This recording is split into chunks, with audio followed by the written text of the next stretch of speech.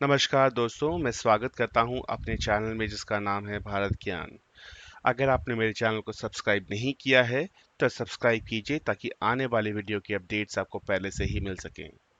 दोस्तों, कहानी उस समय की है जब द्वारकाधीश श्री कृष्णा ने नरकासुर का वध करके देवराज इंद्र को पुनः स्वर्गलोक में स्थापित किया। श्री कृष्णा ने निश्चय किया कि जितनी भी अमूल्य वस्तुएं जो नरकासुर के वध के उपरांत प्राप्त हुई थी उसको देवराज इंद्र को लौटा देंगे। वह गरुड़ पर आसीन होकर अपनी पत्नी सत्यभामा के साथ इंद्रलोक के लिए प्रस्थान करते हैं। दोस्तों, मैं आगे आने वाली वीडियोस में आपको नरकासुर की कहानी विस्तार से बताऊंगा। अमरावती पहुंचते ही श्री कृष्ण ने पंचजन्य शंख से अपने आगमन की सूचना दी। दोस्तों, पंचजन्य शंख के बारे में महाभारत में आपने कई बार सुना होगा। इंद्र सहित और देवतागण भी श्री कृष्ण के स्वागत के लिए बाहर आए और श्री मधुसूदन का आभार प्रकट करते हुए इनका स्वागत किया। आगे इंद्रदेव ने श्री कृष्ण और सत्यभामा का स्वागत और सत्कार नंदन वन में आयोजित किया, लेकिन इंद्रदेव की पत्नी इंद्राणी ने पारिजात वृक्ष के फूलों को सत्यभामा पर अर्पित करने से मना कर दिया।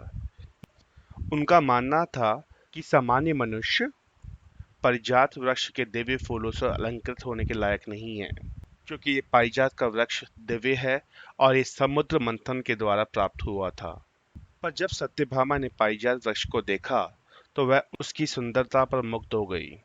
उन्हें श्री कृष्ण से उस वृक्ष को पाने की जिज्ञासा प्रस्तुत की और अपने साथ ले जाने के लिए निवेदन किया। सत्यभामा भगवान श्री कृष्ण को बहुत प्रिय थी, इसलिए उन्होंने उनकी मनोकामना पूरी करने के लिए पारिजात वृक्ष को उखाड़कर अपने वाहन गरुड़ पर रख दिया और भगवान श्री कृष्णा ने अपनी पत्नी के साथ स्वर्गलोक से प्रस्थान किया।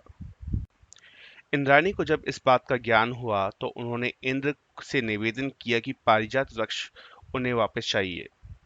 देवराज इंद्र भगवान श्री कृष्ण के पास पहुंचे और उनसे निवेदन किया कि ये वृक्ष उन्हें लौटा दें, क्योंकि यह वृक्ष उन्होंने भेंट स्वरूप इंद्राणी को दिया था। इस पर सत्यभामा कहते हैं कि हे इंद्र, समुद्र मंथन से निकली हुई सभी चीजों पर सभी का अधिकार है, तो ऐसे में पारिजात के वृक्ष पर अकेले इंद्राणी का अधिकार नहीं हो सकता। अगर फिर भी तुम पारिजात के वृक्ष को पाने की इच्छा रखते हो तो आओ भगवान श्री कृष्ण के साथ युद्ध करो। युद्ध के दौरान जब इंद्र हारने लगते हैं तब वह भगवान श्री कृष्ण पर वज्र से प्रहार करते हैं, जिसे भगवान श्री कृष्ण हाथ से पकड़ लेते हैं। यह देख देवराज इंद्र चकित हो जाते हैं, क्योंकि एक सामान्य मनुष्य अपनी रक्षा वज्र से इस तरह नहीं कर सकता। इस पर देवराज इंद्र ने अपनी दिव्य दृष्टि का इस्तेमाल किया और जैसे ही वो भगवान श्री कृष्ण को दिव्य दृष्टि से देखते हैं तो पाते हैं भगवान श्री कृष्ण के स्थान पर उन्हें महाविष्णु और सत्यभामा के स्थान पे उन्हें भूमि देवी दिखाई देती हैं। इसे देख वो उनसे क्षमा मांगते हैं और कहते हैं, हे प्रभु, मुझसे गलती हो गई, मैंने आपको नहीं पहचाना।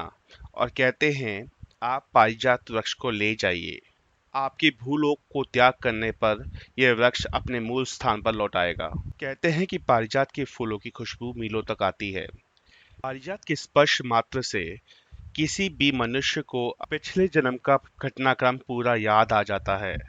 इस वीडियो के माध्यम से आज हमने पारिजात वृक्ष के बारे में जाना। अब मैं आपसे आज्ञा लेता हूँ और मिलता हूँ अपनी नई वीडियो के साथ। धन्यवाद।